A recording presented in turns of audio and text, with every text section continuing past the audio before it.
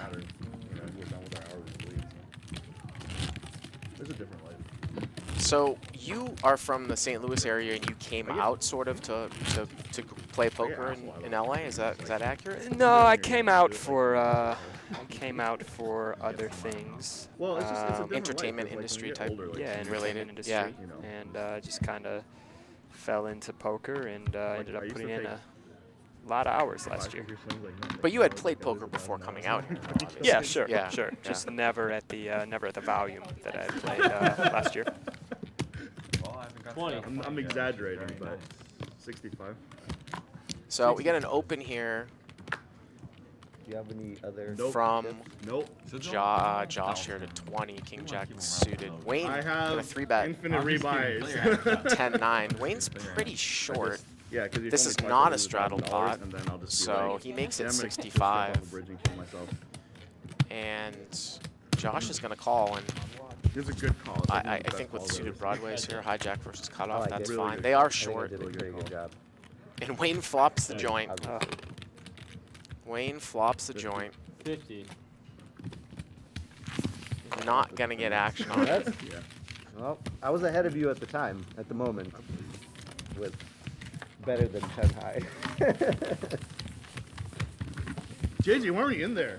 they're talking in the chat about I it. don't remember what I had. Bart is too nice to talk to this chat. I don't understand why people say I don't interact with the chat. I don't know what Feldman does, but like I interact with the chat a lot. Maybe a little bit more when I'm More alone. bet than him. I thought he lost a lot. Like these equilibrium solvers like Pio Solver, which sort of came out maybe 2 years ago, basically has said in cash games and tournaments that if you bet like 30% of the pot, you basically can bet almost 100% of your range on certain types of boards. Yeah, when the board favors Yeah, your range, I would right, imagine. Yeah. Right.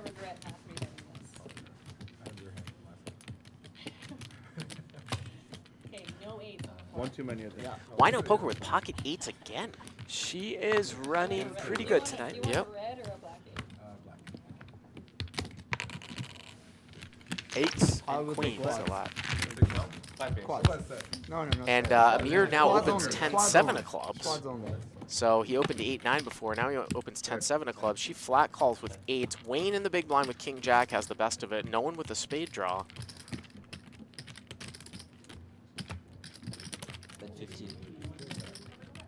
And Wino's going to bet 50. This could be a little bit overly optimistic, Mark. She's a field caller, and she's betting 50 into 5-way like pot. 4 others. It's Yeah. wow. George calls with a middle pair 9-5. Well, look at that. And Wayne is also going to call here with King Jack. So You know, in these games under 5-10, I think it's, you know, you can't really go too thin. You know. what with betting, you mean? Yeah. For But I value. mean, yeah.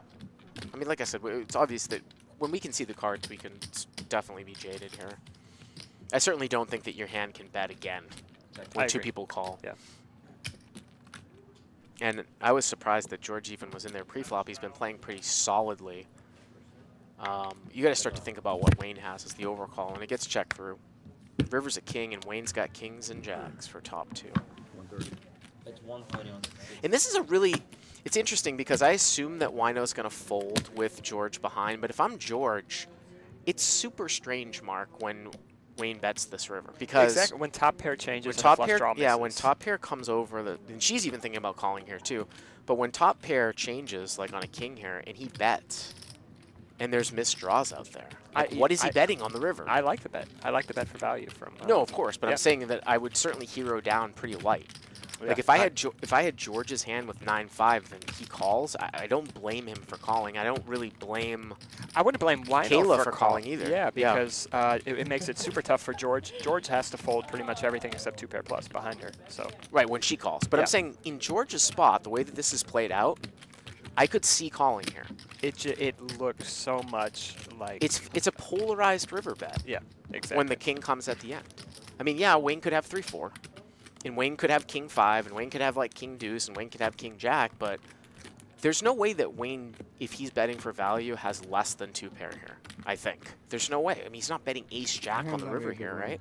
you'll see on TV. No, I don't think so. And I think if he is only betting 2-pair plus for value here, I think The kids I would call it a almost like a bluff shove catcher, I think. from Wayne.